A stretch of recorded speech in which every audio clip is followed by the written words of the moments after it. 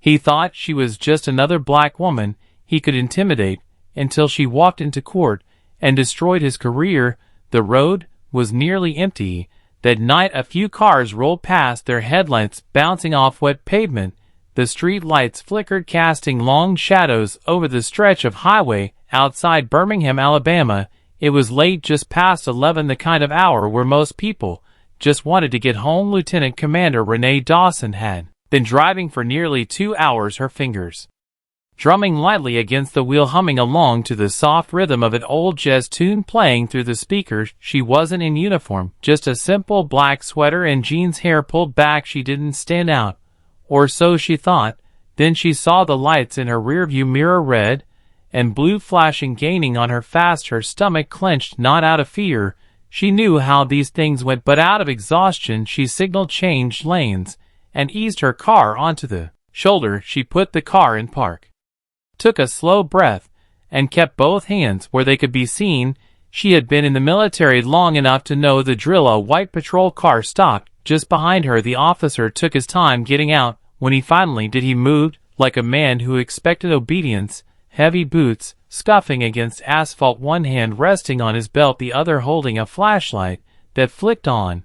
As he approached, she turned her head slightly, watching him through the side mirror. The name on his badge caught the light: Briggs, license and registration. No greeting, no explanation. His voice was flat, practiced, impatient. Renee met his eyes in the mirror, then reached slowly into the glove compartment, pulling out her documents. "Was I speeding, officer?" she asked, her voice steady. Briggs didn't answer right away.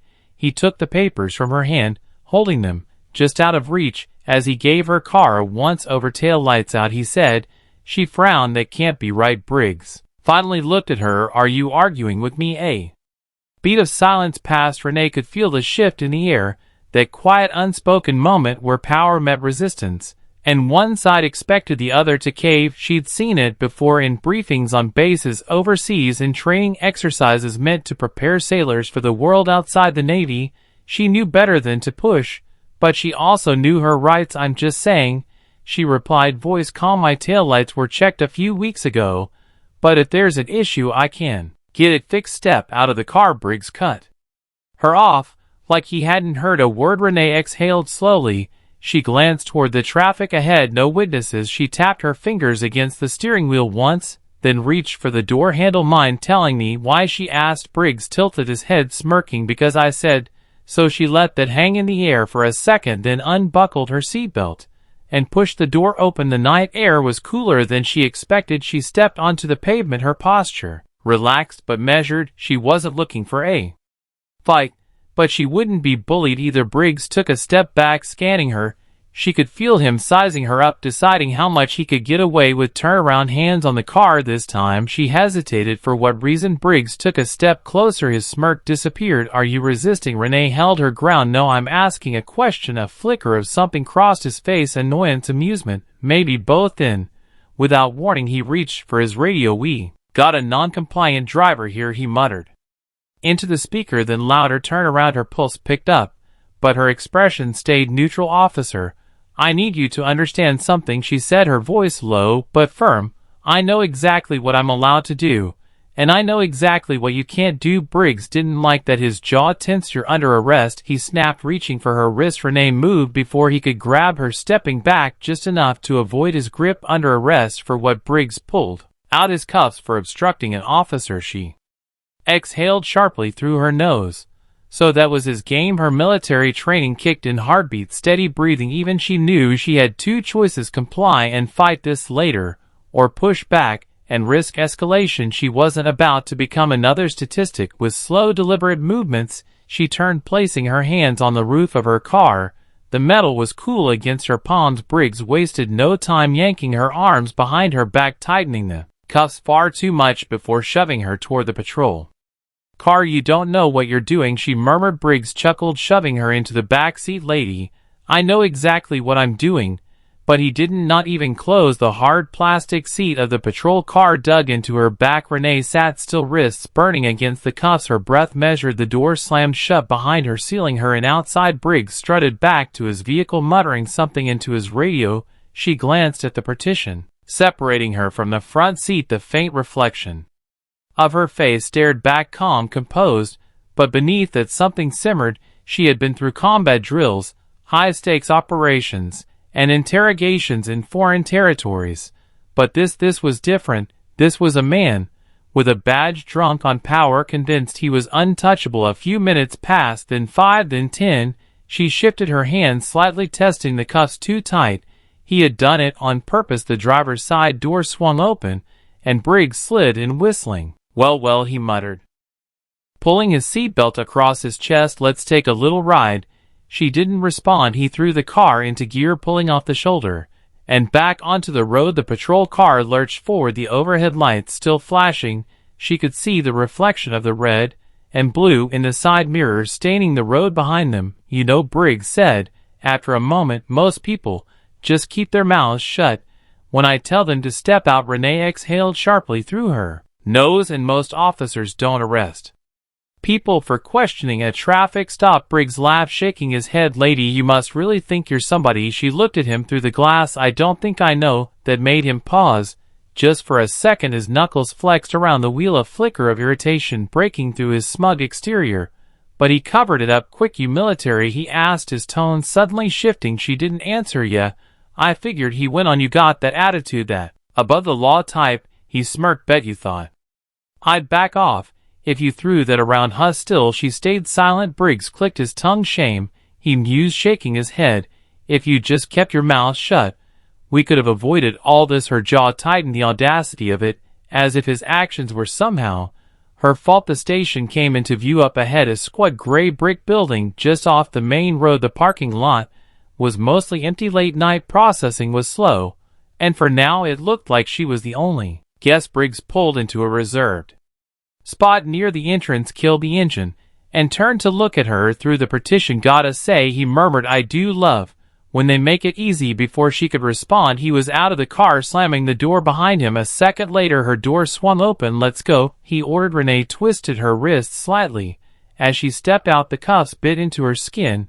He hadn't loosened them at all. She kept her head high as he led her inside, past a bored-looking desk sergeant, and into processing. The holding area smelled like old coffee and sweat. A metal bench lined the far wall, a steel door leading to the cells just beyond it. Briggs uncuffed her just long enough to push her through. Booking fingerprints, mug shot, the whole routine. The officers behind the desk barely looked up, just going through the motions. She had seen this kind of indifference before. It was the kind that let bad men like Briggs thrive. When it was over, he grabbed her wrist again, leading her toward the cells. You think you're smart, huh? He muttered under his breath. She glanced sideways. I don't have to think. His grip tightened. She knew that got under his skin. Enjoy your stay, Briggs sneered, shoving her toward the cell. Renee caught herself before she stumbled. She turned, watching as the metal bars slid shut between them. Briggs smirked from the other side, tapping the bars lightly with his fingers before walking away. The lock clicked into place. She took a slow breath, then sank onto the bench. The chill of the metal pressed through her jeans, grounding her. One night, that's all it would take, because Briggs had no idea who he had just messed with. The metal bench was cold, hard, unforgiving. Renee shifted slightly, rolling her shoulders to ease the stiffness creeping in. The cell wasn't much, just 4 walls, a single flickering light, and the faint smell of old sweat and disinfectant. She had spent nights in far worse conditions, in places where the threat wasn't just discomfort, but real danger. This was nothing but that. Didn't mean she wasn't angry. Through the bars, she could hear the faint murmur of officers talking at the front desk, the occasional shuffle of paperwork, the clatter of a coffee cup against a desk. She exhaled, slow and steady. Control, the breathing, control, the mind. Basic training drilled into her long before she even stepped foot into the fleet. Then heavy footsteps. Briggs, she knew it was him before he even came into view. His stride had that same arrogant rhythm, like a man who thought he was untouchable. He appeared in front of the cell a second later, arms crossed over his chest, that same smirk plastered on his face. Comfy? She didn't answer. He tilted his head, stepping closer to the bars. You know, if you just played along, you wouldn't be in here right now. She let a slow smile curl at the edges of her lips. Oh, I'm exactly where I need to be. Briggs's smirk faltered for just a second, a flicker of something in his eyes, annoyance uncertainty, he covered it fast, scoffing as he glanced toward the empty holding area. "No one's coming to get you tonight, lady," he shrugged. "Guess that means you'll have some time to think about that attitude." Renee just watched him, unmoved, unshaken. Briggs leaned and slightly. "See, here's the thing," he continued, lowering his voice. "People like you think the rules don't apply. You think a little confidence is enough to get out of trouble." She let him talk, let him ramble. It didn't matter, because he didn't know what was coming in. Then, as if on cue, another officer approached from the hallway, a younger guy, probably in his late 20s, dressed in a standard-issue uniform. He stopped a few feet away, holding a clipboard. "A sergeant," the officer's voice carried just a hint of uncertainty. "We got a call." Briggs barely glanced at him, and the officer hesitated, shifted on his feet. "And I think you need to see this." Briggs frowned, then gave Renee one last look before stepping away. She sat back, listening. The conversation was hushed, but she caught bits and pieces. Something about a lawyer, a call from higher up, questions about why she was being held. Briggs's voice dropped lower, sharp and annoyed. The younger officer stammered something in response, but whatever it was, it didn't seem to make him happy. Then heavy footsteps again. Briggs stormed back, jaw tight, hands clenched into fists at his sides. His smirk was gone. "What the hell did you do?" Renee leaned forward, resting her elbows on her knees. "I didn't do anything." She tilted her head slightly. "But people talk, and some of us have friends in very high places." Briggs' face darkened. She could see it now, that moment of realization creeping in, the shift in power.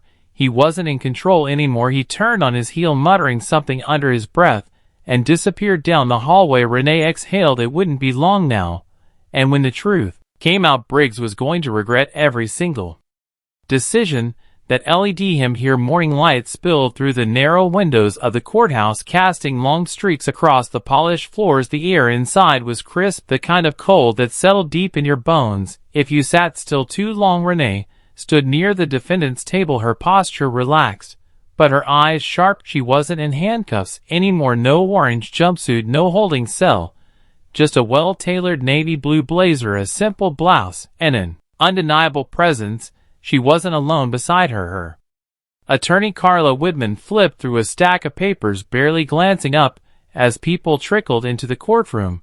The woman was efficient, methodical, no wasted movements, no small talk. Renee liked that. The heavy wooden doors at the back of the courtroom swung open. Briggs walked, and he still carried himself like he owned the room, shoulders squared, chin slightly lifted, but there was a difference now, a stiffness in his step, a flicker of something in his expression that hadn't been there before. He wasn't as sure of himself anymore. Renee caught his eye. He looked away. "Good." The judge entered, and the room quieted. Judge Alan Kirkland, an older man with a weary expression, adjusted his glasses as he settled in. He didn't waste time. "All right," he sighed, glancing over the case files. "Let's get to it." The prosecutor, a middle-aged man with neatly combed hair, cleared his throat. "Your Honor, we have reason to believe that the defendant, Lieutenant Commander Renee Dawson, was unlawfully detained without probable cause. Furthermore, new information suggests a pattern of misconduct involving the arresting officer, Sergeant Daniel Briggs." A murmur rippled through the room. Briggs shifted in his seat, jaw tightening. The judge peered at him over his glasses. "Sergeant Briggs care to explain?" Briggs leaned forward, clearing his throat. "Your Honor, the defendant was uncooperative during a routine traffic stop." The prosecutor cut him off. "Uncooperative?" He turned, lifting a document from the table. "Lieutenant Commander Dawson's record shows a distinguished military career, graduate of the Naval Academy, multiple commendations, no criminal history, no outstanding citations. Are you telling me that despite all this, she was such a threat that you had to arrest her over a broken tail light?" Briggs opened his mouth, then shut it. The silence stretched. The prosecutor continued, flipping through his papers. "Additionally, an internal review of your arrest history shows a disproportionate number of traffic stops involving black drivers in this district." The murmurs grew louder. Briggs's face darkened. Judge Kirkland set his file down with a sigh. "Sergeant, I don't like what I'm hearing." Briggs sat back, crossing his arms. She resisted. The prosecutor raised an eyebrow. "The body cam footage says otherwise." Another ripple of noise moved through the room. Briggs looked at the judge, suddenly more defensive. "I was following standard procedure." Judge Kirkland wasn't buying it. He glanced toward the bailiff. "Let's play the footage." A screen lowered at the front of the courtroom. A video began to play. Renee didn't turn to watch. She had lived it. Briggs' barking orders, her calm voice, the unnecessary escalation, the smug way he tightened the cuffs. The room was dead silent.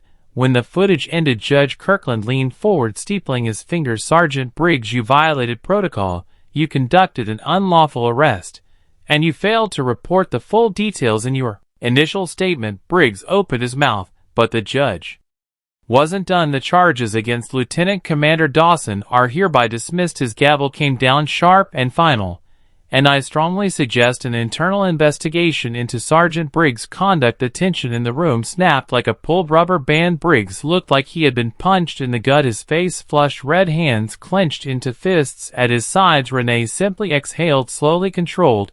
She never had a doubt. As she stood collecting her things, she glanced toward Briggs one last time.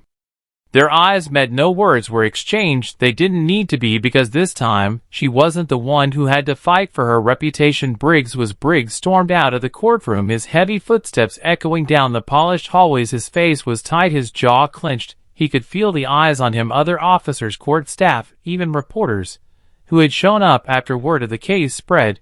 He wasn't used to this. He was used to control, to walking into a room and commanding respect or fear, but now the power he had taken for granted felt like it was slipping through his fingers.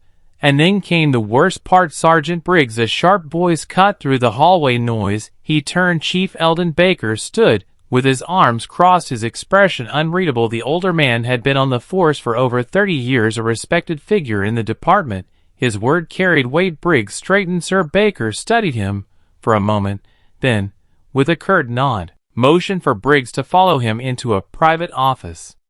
The second the door shut, the chief's tone dropped. What the hell were you thinking? Briggs exhaled sharply. I was doing my job. Your job, Baker scoffed, tossing a file onto the desk. It landed with a heavy thud. That's not what it looks like from here. The body cam footage, the arrest history, the fact that you didn't even know who you were arresting. Briggs' nostrils flared. What does that have to do with anything? Baker leaned forward. Everything. His voice was quiet, but sharp. This wasn't some random woman. This was a high-ranking Navy officer. You think this is just going to disappear? Briggs looked away, grinding his teeth. She was disrespectful. She questioned you. Baker cut, and that's not a crime. Briggs scoffed, shaking his head. You don't get it. People like that. The chief's expression hardened. People like what? Briggs silenced. Briggs swallowed, but said nothing. Baker sighed, rubbing his forehead. The DA is reviewing every single one of your cases from the past 5 years. You've been flagged for racial profiling, and you better believe this department isn't going down with you. Briggs felt his stomach twist. What does that mean? Baker straightened. It means you're being put on immediate suspension, effective now. Internal Affairs is investigating, and if they find what I think they're gonna find. He shook his head. Your career is over. The words hit Briggs like a punch to the gut. His face burned. This is bull. Baker held up a hand. Don't finish that sentence. His voice was ice. Pack up your desk, and if I were you, I'd get a lawyer. Briggs stood there, fists at his sides, his world unraveling in real time. And for the first time in his career, he realized he wasn't untouchable. Across town, Renee sat in a quiet cafe, stirring a cup of coffee as she scrolled through her phone. The case had already made headlines. The footage had gone viral. Lieutenant Commander wrongfully arrested, officer under investigation. She wasn't surprised. She had known from the second she stepped out of her car that night how this would go. She had seen men like Briggs before, entitled, arrogant, used to bending the law in their favor. But this time he lost. Her phone buzzed. A message from her attorney. Briggs has been suspended. Might face charges. Renee took a slow sip of her coffee. Good. She glanced out the window, watching the city move on around her. The fight wasn't over. Not for her, not for the people Briggs had likely hurt before, but today was a win. The crisp afternoon air carried the scent of fresh rain as Renee stepped out of the cafe.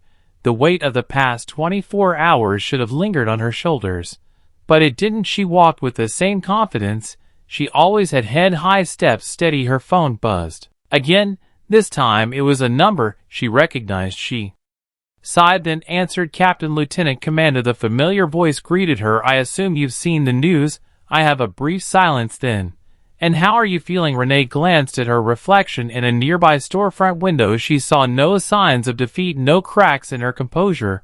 I feel like I did exactly what I was supposed to do, she replied. The captain's voice softened. That's what I thought you'd say. A pause. The Department of Defense has taken interest in your case. Don't be surprised if they ask you to speak on it. Renee exhaled through her nose. Not sure I'm interested in being a headline. You already are, the captain countered. And whether you like it or not, what happened to you is a reflection of something bigger. She knew that she had always known that Briggs wasn't an isolated case. He was part of a system that had allowed officers like him to operate unchecked for years. This wasn't just about her, it was about the dozens, maybe even hundreds of people who had been in her shoes, but didn't have the rank, the legal team, or the voice to fight back. Renee leaned against a street light, watching the traffic move by. This isn't the first time something like this has happened, she said, and it won't be the last. No, the captain agreed, but it's the first time Briggs is facing consequences. And it's because you didn't back down. Renee closed her eyes for a second, letting those words settle. She didn't back down, not when Briggs pulled her over, not when he tried to intimidate her, not when the cuffs tightened around her wrists, not even when she spent the night behind bars. Knowing full well the deck had been stacked against her, she had stayed firm. And now she had won. The captain cleared his throat. One last thing, he added. You might be getting a call from the mayor's office. Renee's eyebrows lifted. Oh, seems they want to recognize you for handling the situation with professionalism and grace. She smirked. Now, that's ironic. The captain chuckled. You gonna accept it? Renee thought for a moment, then shrugged. I'll think about it. She ended the call and tucked her phone back into her pocket. Across the street, a mother walked with her young son, his small hand wrapped tightly around hers. He was laughing about something carefree, full of life. Renee watched them for a moment. The next generation. She had fought for herself, yes, but she had also fought for him, for every black boy and girl who deserved to grow up in a world where men like Briggs couldn't wield their badges like weapons. She took a deep breath, and then she walked away, her steps firm, her purpose clear, because this fight wasn't just hers. It never had been. Power unchecked is power abused. And the only way to change the system is to hold it accountable. What happened to Renee happens to people every day, people who don't have the privilege of rank, connections, or evidence to back them up. That's why it's important to speak up, to demand change, to refuse to stay silent. If this story made you think, share it. If it made you angry, talk about it. And if it made you realize how much work is left to do, stay engaged, because real change starts with real conversations. All from Echoes of Pain.